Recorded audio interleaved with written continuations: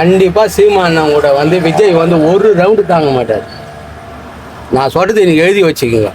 விஜய் பார்த்தீங்கன்னா ரசிகர்களை வச்சு ஒருத்தர் கட்சி ஆரம்பித்து நம்ம வந்துடணும்னு நினச்சா தமிழ்நாட்டில் அது எம்ஜிஆரோட முடிஞ்சு போச்சு. எம்ஜிஆர் வந்து கட்சிக்காரங்க நான் ஒரு பட்டிமன்றம் ரெடி பண்ணியே வச்சுக்கிறேன். எனக்கு ஆள் சரியாக சப்போர்ட்டாக கிடைக்கல. சரியான பட்டிமன்றம் நான் வச்சுக்கிறேன். தலைப்பு கிழிப்பு எல்லாம் வச்சு நானே எல்லாம் ரெடி பண்ணி தான் வச்சுக்கிறேன். சாமி தோரன்னு ஒருத்தர் கட்சாரு, அது அப்புறம் பேசிக்கலாம் அதெல்லாம். ஆனால் விஜய் சார் வந்து பல நலத்திட்ட உதவிகளை பொதுமக்களுக்கு தொடர்ந்து செஞ்சுட்டு வராரு.